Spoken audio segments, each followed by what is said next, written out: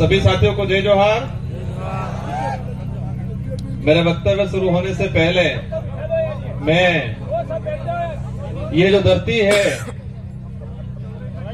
बासिया सरपोटा की धरती को नमन।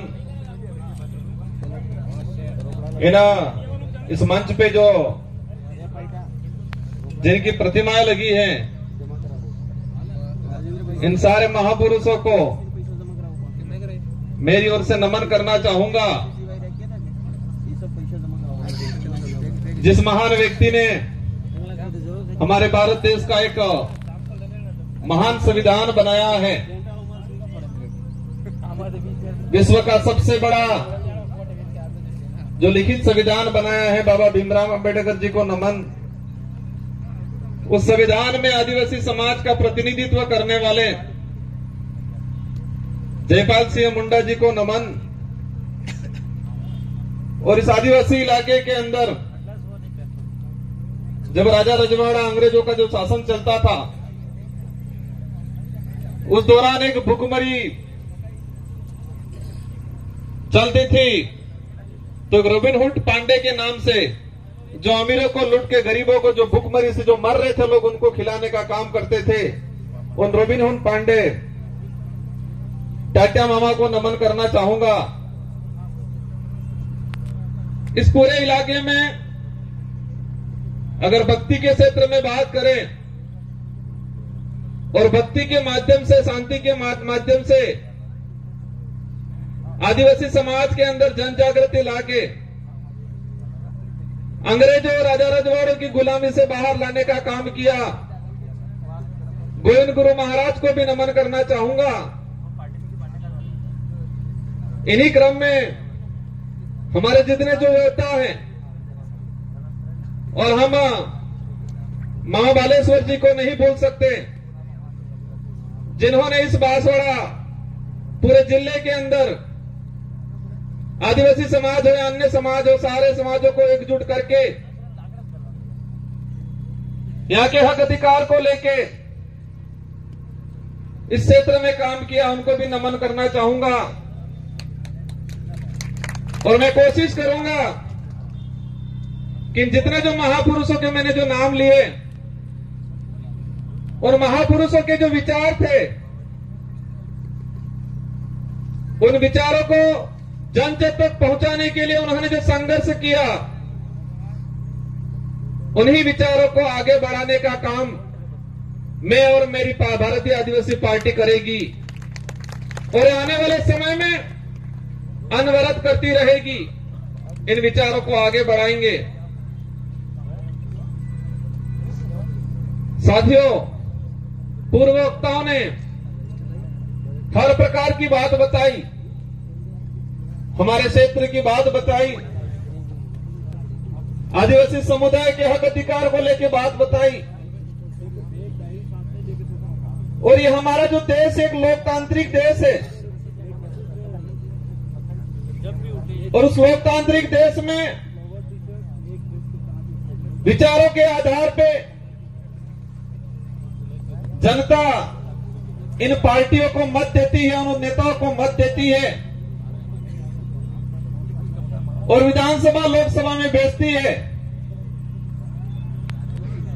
आज मुझे भी 84 की जनता ने दूसरी बार विधायक बनाया, और वो भी राजस्थान की 200 विधानसभा के अंदर। उस दौरान 199 विधानसभा में एक साथ चुनाव हुआ था, और उसमें परसेंटेज के मामले में सबसे अधिक मतदान 84 की जनता ने मुझे बहुमत देकर जिताया था। उससे पहले 2018 में मुझे जिताया 84 की जनता ने। और आज मेरा सौभाग्य है, डूंगरपुर बांसवाड़े की जो जनता है, उस जनता की भावना थी कि ये व्यक्ति हमारे इस क्षेत्र का आदिवासी समुदाय के हक अधिकार की बात को लेके, एससी समुदाय के हक अधिकार की बात को लेके, माइनॉरिटी समुदाय के हक अधिकार की बात को लेके और साथ ही क्षेत्र के अंदर अन्य समुदाय जो मानवता में विश्वास करता है, इन सारे लोगों की जो भावना है, उनकी बात है लोकसभा में ये व्यक्ति पहुंचाएगा। ये आपने विचार किया और आपके विचारों से हमारे पार्टी की जो सिलेक्शन प्रणाली है, इस भारत आदिवासी पार्टी में हाईकमान नहीं होता है और इस पार्टी में हाईकमान आम जनता, आम कार्यकर्ता होती है। और आपकी भावना के अनुरूप मुझे इस लोकसभा क्षेत्र का सांसद प्रत्याशी बनाया और मैं उम्मीद करूंगा कि जिस भावना से आपने मेरा सिलेक्शन किया है, उसी भावना से मेरा इलेक्शन भी करोगे, ये मुझे उम्मीद है आप सबसे। मैं आप सबको भरोसा भी दिलाना चाहूंगा, इस देश को आजाद कराने में इस क्षेत्र के अंदर आजादी से पहले जो शोषणकारी नीति वाले लोग थे, उनके खिलाफ ये जो जितने जो महापुरुष हैं, उन महापुरुषों ने अपने विचारों के माध्यम से इस क्षेत्र में जन जागरण किया, लोगों को जागरूक किया और अपने हक अधिकार के प्रति लड़ने के लिए प्रेरित किया।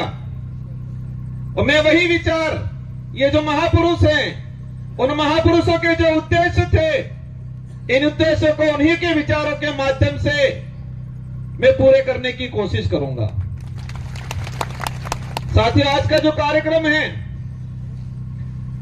अनुसूचित क्षेत्र में आरक्षण व्यवस्था, आरक्षण को लेकर महासम्मेलन,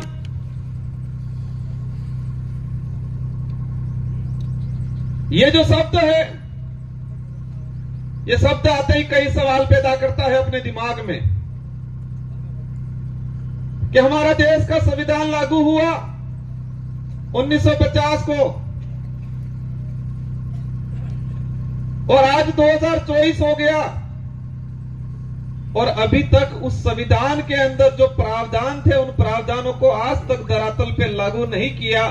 उस बात को लेके बांसवाड़ा, डूंगरपुर और पूरे देश का ST/SC माइनॉरिटी समुदाय संविधान को धरातल पे लागू करो, उस बात को लेके आंदोलन कर रहा है। बड़े दुख की बात है कि संविधान बना और देश पे जो लागू हुआ, हम कहते हैं 26 जनवरी 1950 को, लेकिन मूल रूप से उसके संविधान के अंदर जो प्रावधान थे, वो प्रावधान आज तक धरातल पे लागू नहीं हुए हैं। और देश के अंदर हमारे राष्ट्रीय पार्टी के लोग कहते हैं देश विकासशील से विकसित हो रहा है, कहते हैं विश्व के अंदर हमारे भारत देश एक विकसित राष्ट्र की श्रेणी में आने लग गया है। लेकिन देश के अंदर देखा जाए, आज से 5 साल पहले जिस 5वीं स्कूल के अंदर 70 बच्चे पढ़ रहे थे और आज उसी 5वीं स्कूल के अंदर 35 बच्चे पढ़ रहे हैं। आज से 5-10 साल पहले हमारे देश के प्रत्येक नागरिक पे जो कर्जा था, और आज देखें वो कर्जा 4 गुना तेजी से बढ़ रहा है। आज जो कुपोषण का जो स्थिति है, आज से 5 साल पहले जाएंगे तो इतना कुपोषण नहीं मिलेगा जितना आज कुपोषण है। जो देश में मीडिया के माध्यम से, मैं सारे मीडिया पे सवाल नहीं करना चाहता, लेकिन कुछ मीडिया वाले ऐसे लोग हैं जो देश की सच्चाई को छुपा रहे हैं और पार्टियों के इशारों पे, सरकारों के इशारों पे इस देश के लोगों तक गुमराह करने वाली बातें फैलाई जा रही है। इस देश के लोगों को अंधकार में रखा जा रहा है और हम देश में वर्तमान देख सकते हैं। मेरा वक्तव्य, हमारे पूर्व वक्ताओं ने कहा हमारे ही समाज के कुछ पढ़े लिखे अधिकारी कर्मचारी कहते हैं, हमारे समाज के जो नेता कांग्रेस बीजेपी में दिग्गज बने हुए हैं वो कहते हैं आरक्षण पूरा मिल रहा है। कोई कहता है आरक्षण की जरूरत नहीं है, कोई कहता है कि आरक्षण मिलना था मिल गया और फालतू गुमराह कर रहे हैं। हमारे क्षेत्र की जनता विचार करती है, हम कहते हैं आरक्षण मिलना चाहिए, वो कहते हैं आरक्षण मिल गया, कोई कहता है आरक्षण पूरा मिल रहा है। और हमारे क्षेत्र की जनता कंफ्यूज रहती है कि हकीकत क्या है। हमारा पढ़ा लिखा बेरोजगार युवा वो भी कंफ्यूज रहता है कि आरक्षण क्या है। और दुख की बात यह है कि हमारे पाठ्यक्रम में बेमतलब की चीजें डाली जा रही है। अगर देश के अंदर आरक्षण को लेकर जो चल रहा है, कुछ लोग कहते हैं भ्रमित किया जा रहा है। देश के आरक्षित वर्ग को, युवाओं को अगर क्लियर करना चाहिए था तो संविधान के अंदर जो आरक्षण व्यवस्था रखी गई है उसको हमारे पाठ्यक्रम में लागू कर दिया होता तो आज हर युवा को पता होता कि मेरा रिजर्वेशन संविधान के अंदर इतना है, शेड्यूल एरिया में इतना है, नॉन शेड्यूल एरिया में इतना है। लेकिन होता क्या है, वो आरक्षित वर्ग का युवा आरक्षण को जान जाएगा, समझ जाएगा, संविधान में प्रावधान क्या है ये समझ जाएगा, तो वो सवाल खड़ा करेगा उन राष्ट्रीय पार्टियों से, उन नेताओं से जो आते हैं कहते हैं कि राम के नाम से वोट देना। कहते हैं कि नहीं कहते हैं? इन लोगों ने कभी ये नहीं कहा कि बेरोजगारी खत्म करेंगे, बेरोजगारी खत्म करने के नाम से वोट देना, ये बोला उन्होंने। इस क्षेत्र में शिक्षा में गिरावट हो रही है, शिक्षा के क्षेत्र में हम काम करेंगे, इसके नाम से वोट देना, ये नहीं बोला। और इस देश का दुर्भाग्य है कि इस देश में ऐसे नेता पैदा हुए हैं जो खुद के समाज का तो भला नहीं किया, लेकिन जिस पार्टी का खाया, जिस पार्टी में पद प्राप्त किए, उच्च ओहदे पे गए, उस पार्टी के भी नहीं हुए। जिस पार्टी के अंदर गए हैं उनको कहना चाह रहा हूं कि जो व्यक्ति उनके समाज का नहीं हुआ, जो व्यक्ति उसकी पार्टी का नहीं हुआ, वो तुम्हारा कतई नहीं हो सकता है। और इस क्षेत्र में देखा है मैंने, हमारे जनरल वर्ग के भाइयों को जाके ये भड़काते हैं, कहते हैं कि तुम चिंता मत करना, मैं तुम्हारे साथ हूं, ये बोलते हैं। तो हमारे उन भाइयों को भी कहना चाहूंगा, जो खुद के समाज का नहीं हो सकता है वो आपका कभी नहीं हो सकता है। ये विचारधारा सच्चाई को लेकर लड़ रहे हैं। ये विचारधारा हम कहते हैं, हम आदिवासी समाज में पैदा हुए हैं, मेरा पहला फर्ज बनता है कि मैं मेरे परिवार के लिए, मेरे समाज के लिए बात रखूं। साथ ही क्षेत्र के अंदर हमारे एसटी समुदाय के भाई हैं, माइनॉरिटी समुदाय के भाई हैं, इसके अलावा किसी भी वर्ग का गरीब भाई है, उसकी कोई भी बात होगी, कोई भी समस्या होगी, उसका निराकरण करेंगे हम लोग। और ये देख सकते हो हमारे 84 क्षेत्र के अंदर हर व्यक्ति ने हमको मत दिया और मुझे मेरी विधानसभा में प्रचार करने की जरूरत नहीं पड़ी थी। हमारे कार्यकर्ताओं ने मोर्चा संभाल लिया था और हाईएस्ट मत राजस्थान में टॉप 2 में लाके रख दिया मुझे।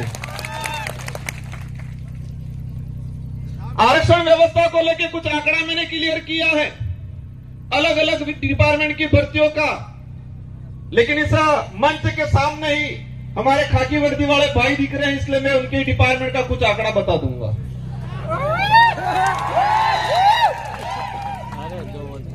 मैंने एक लेटर लिखा था 2020 में कि अनुसूचित क्षेत्र के अंदर आरक्षण व्यवस्था को लेके 2013 के अंदर जो अधिसूचना जारी की है वो इस क्षेत्र के लिए काला कानून है, ये वर्ड यूज किया था मैंने अनुसूचित क्षेत्र के 1700 सरपंचों को पत्र लिखा था, सारे एमएलए एमपी को पत्र लिखा था, पूर्व एमएलए प्रधान को पत्र लिखा था।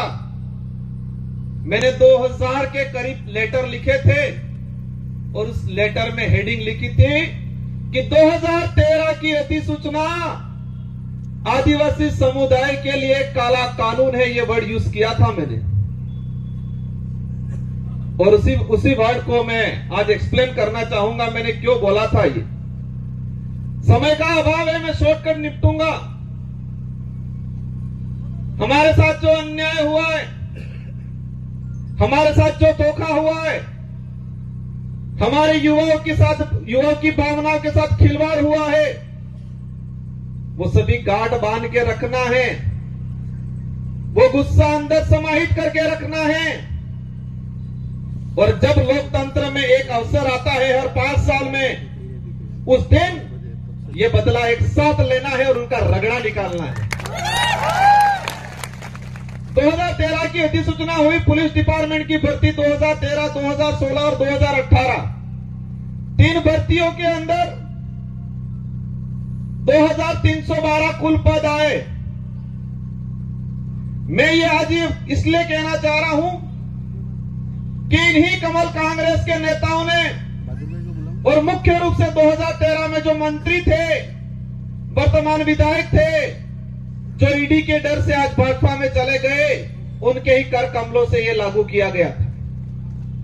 अब इसमें क्या है प्रावधान? इन 3 भर्तियों की बात करें, कांस्टेबल भर्ती 2312 कुल पद आए। प्रावधान यह किया गया 45% एसटी को, 5% एससी को और 50% ओपन कैटेगरी को दे दिया जाएगा।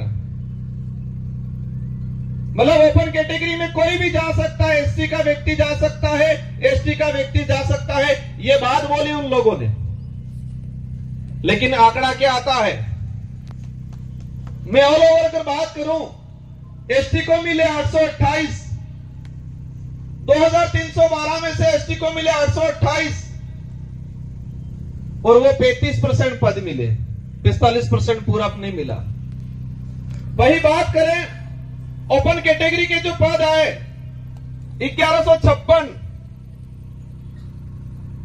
और मिले 1359, 58%। और उसमें एसटी एससी का रिजर्व कैटेगरी के लड़के गए 12 लड़के।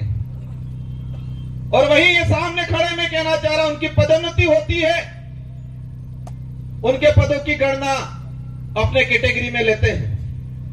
और कुछ नेता कहते हैं, ये बात इसलिए एक्सप्लेन कर रहा हूं मैं, हर व्यक्ति को अपना हक मांगने का अधिकार है। एक बाप के अगर 4 बेटे हैं, 3 बेटों के साथ अन्याय होता है और एक बेटा ही सारी जमीन लेके खड़ा खाता है, तो क्या 3 बेटे आवाज नहीं उठाएंगे? तो इस क्षेत्र में हमारा अन्य समाज का व्यक्ति रहता है, उनसे भी कोई दुश्मनी नहीं है, उनकी भी वाजिब मांग को हम रखेंगे। लेकिन हमारा फर्ज बनता है, जिस सर्टिफिकेट लगा के हम यहां पर आए हैं, उस सर्टिफिकेट के आधार पर एमएलए एमपी बनते हैं, तो जिस समाज का सर्टिफिकेट लगाया है, उस समाज के हक अधिकार के लिए अगर हम नहीं बोलते हैं तो कौन बोलेगा? इस आधार पर इन पुलिस भर्ती का अगर देखा जाए तो हमारे लड़कों का 300 पद के आसपास नुकसान हुआ। उस मां पे क्या गुजरी होगी जिस मां ने बच्चे को अपनी जमीन, अपने जेवरात गिरवी रख के बच्चे को पढ़ाया होगा, उम्मीद की होगी मेरा बच्चा पुलिस कांस्टेबल की तैयारी कर रहा है, नौकरी लगेगा।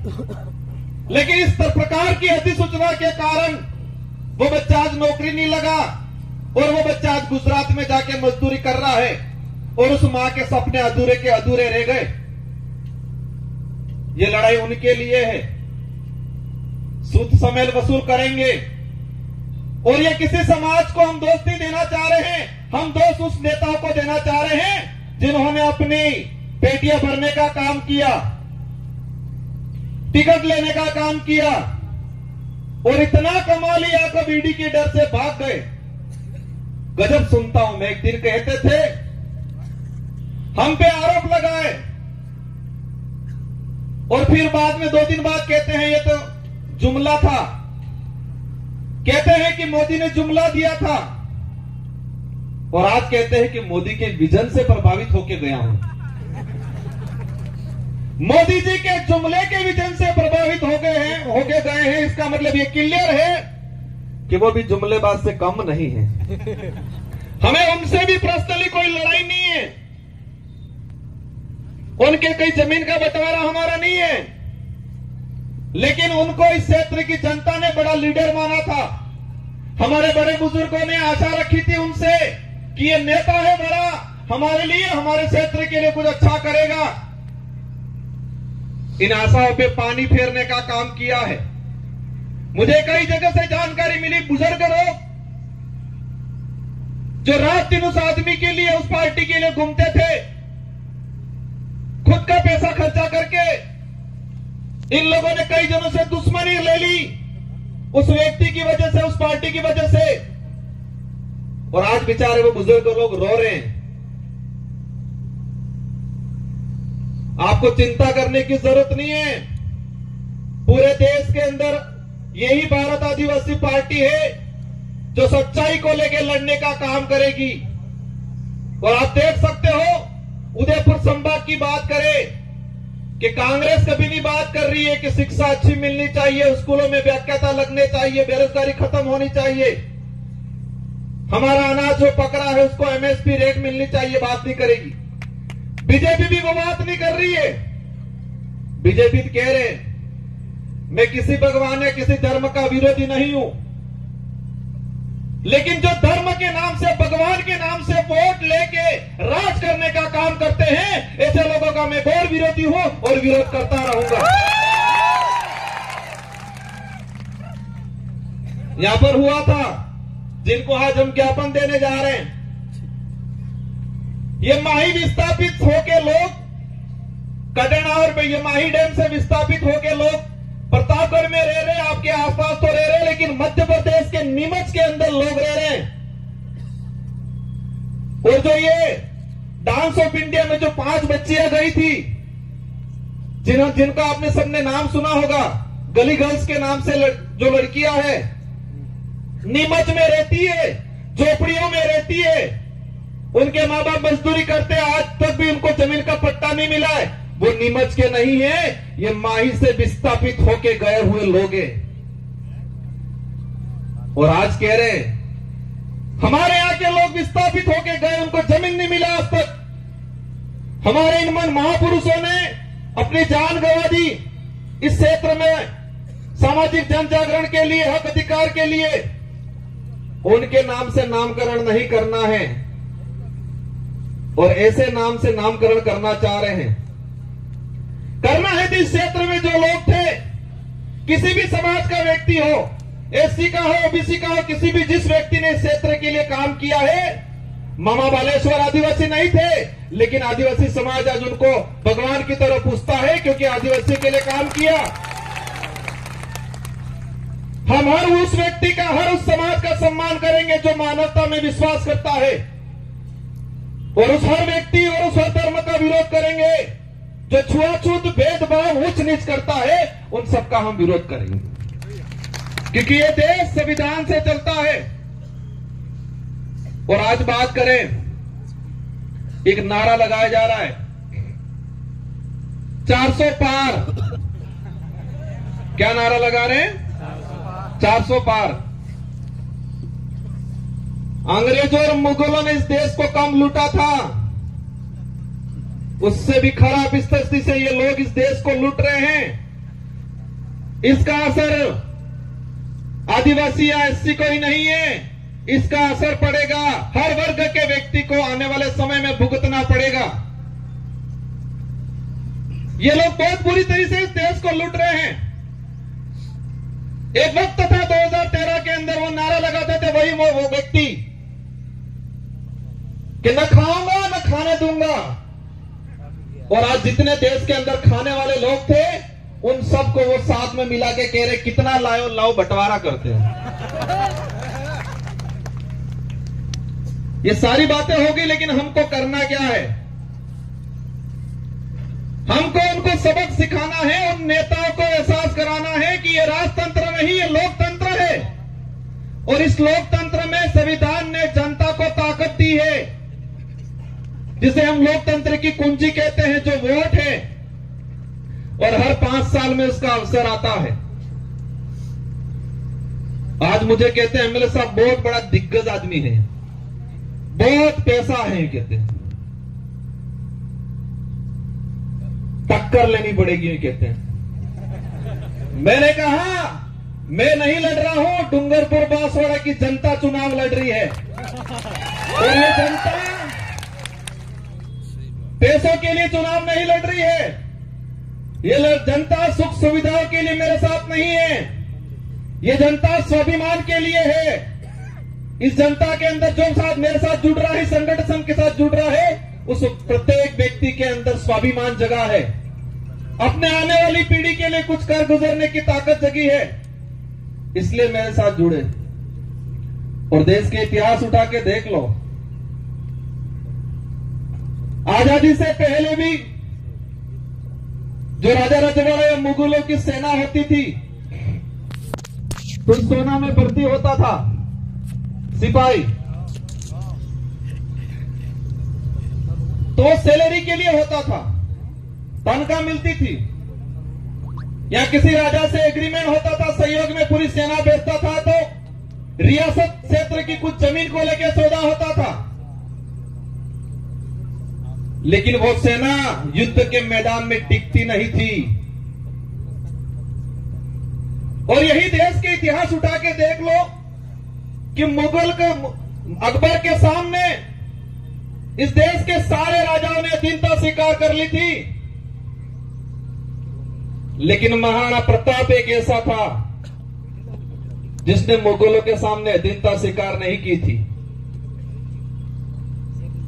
देश के इतिहास में पढ़ाया जाता है, हमारे बड़े बुजुर्गों से सुनते हैं कि देश के अंदर सारे राजाओं ने अकबर की अधीनता स्वीकार कर ली, लेकिन राणा प्रताप ने अधीनता स्वीकार नहीं की, क्योंकि देश के अंदर अन्य जो राजा थे उनकी जो सेना थी वो सैलरी पे थी, तनख्वाह पे थी।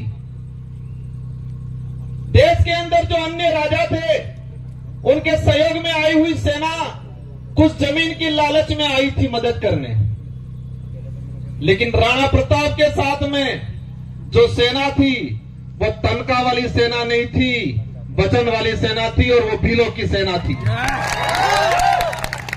किसकी सेना थी? भीलों की सेना थी, पठानों की सेना थी। अगर वो तनख्वाह वाली सेना होती तो युद्ध के मैदान में टिकती नहीं। वो स्वाभिमान के लिए, अपने वचन के लिए गई थी राणा प्रताप के साथ, और इसीलिए देश के अंदर महाराणा प्रताप के नाम से उनको जाना जाता है। और उनके भाई थे शक्ति सिंह और जगमाल, वो भाई भी उनके साथ में नहीं थे। इससे यह सिद्ध होता है कि महाराणा प्रताप को किसने साथ दिया। उनके परिवार के लोग भी हट गए थे, वो भी मान सिंह की गोद में जाके बैठ गए थे। उस कुल के लोग हैं ये। और मुझे पता है कि कांग्रेस और बीजेपी के बहकाव में आके उनसे पैसा लेके ये काम नहीं करेंगे। ये लोग स्वाभिमान के लिए काम करेंगे, ये वचन के लिए काम करेंगे, आने वाली पीढ़ी के लिए काम करेंगे। मेरी बात को आप समझ गए होंगे कि हमारे लोगों ने महाराणा प्रताप को वचन दिया था, तनख्वाह नहीं ली थी, फौज में हमारे लोग भर्ती नहीं हुए थे, तनख्वाह की बेसिस पे नहीं हुए थे, पूरा गांव के सिपाही लोग, जवान लोग गए थे, वो वचन दिया था। और इस लड़ाई में, इस मैदान लोकसभा क्षेत्र में मुझे उम्मीद है पैसों वाली सेना नहीं टिकेगी, वचन वाली सेना टिकेगी, क्योंकि उनके साथ जो सेना है वो पैसों वाली सेना है, तनख्वाह वाली सेना है, तहारी वाली सेना है, और हमारे साथ वचन वाली सेना है, स्वाभिमान से जीने वाले लोग हैं। बातें बहुत सारी अंत मंच आएंगे, उस पे करेंगे। हमारी लड़ाई सीधी सी है कि इस क्षेत्र में संविधान के अनुरूप आरक्षण लागू हो जाए। यहां का कलेक्टर, एसपी, संभागीय आयुक्त क्लियर कर दे कि संविधान के भाग इसमें 5वीं अनुसूची के तहत क्या प्रावधान है, कितना आरक्षण मिलना चाहिए। आरएस भर्ती की अगर बात करें, हमारी जो मांग है दूसरी, प्रशासनिक सेवा के अंदर हमारे यहां के लोगों को प्रतिनिधित्व मिलना चाहिए। हमको एक लेलूपोत दे दिया, अधीनस्थ सेवा के अंदर भर्तियां देंगे, पद देंगे। और उसमें भी मैंने देखा 3 भर्तियां 2013, 2016, 2018। अनुसूचित क्षेत्र के अंदर अधीनस्थ सेवा के 109 पद आए, एसटी के लोगों को मिले 42, ओपन कैटेगरी में गए 67 और एससी समाज को मिले 0 और ओबीसी वालों को तो पता ही नहीं है कि हम है कौन, हम आते कहां है वही नहीं पता है हमको। और मैं कहता हूं इस क्षेत्र से अगर ओबीसी की किसी ने आवाज उठाई थी, राजकुमार रोत ने उठाई थी। हम हर व्यक्ति की बात करेंगे, लेकिन हमारा हक किसी को मारने नहीं देंगे। एससी समुदाय को 0 सीट तीनों भर्तियों में और अधीनस्थ सेवा के अंदर 67 पद आए, उसमें एसटी एससी रिजर्व कैटेगरी का एक लड़का नहीं गया। हमारे साथ 13 से 14 अधीनस्थ सेवा के आरएस अधिकारियों के पद मारे गए। इसका गुनहगार कौन?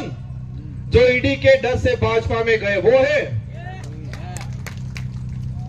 ये लड़ाई बेरोजगारों की लड़ाई है। ये लड़ाई हमारे क्षेत्र में शिक्षा के क्षेत्र में क्रांति लाने की लड़ाई है। हम सबको लड़ना है। ये चुनाव जीतने तक का उद्देश्य नहीं है, नारे लगाने या पार्टी का नाम लेने तक का उद्देश्य नहीं है। हमको हमारा समाज बचाना है, हमारा देश बचाना है। ये देश का संविधान अधिकार देता है हर व्यक्ति को, हर समाज को अपने हक अधिकार की बात करने का अधिकार है और करना चाहिए हर व्यक्ति को। लेकिन हमारे यहाँ के नेताओं ने इस क्षेत्र को बर्बाद करने का काम किया है। मुद्दे अनेक हैं। ये 400 पार का जो नारा लगा रहे हैं, उस नारे को समझना। इन लोगों की चाल है ये संविधान बदलने की, संविधान को खत्म करना चाहते हैं। और आप सुन लेना, अभी का उदाहरण है कि 26 जनवरी पे बाबा साहब अंबेडकर और सावित्रीबाई फुले की तस्वीर लगाने से टीचर को एपीओ कर दिया जाता है। जिस पार्टी को बाबा साहब अंबेडकर और सावित्रीबाई फुले की तस्वीर से दिक्कत है, वो देश का भला कर सकते हैं क्या?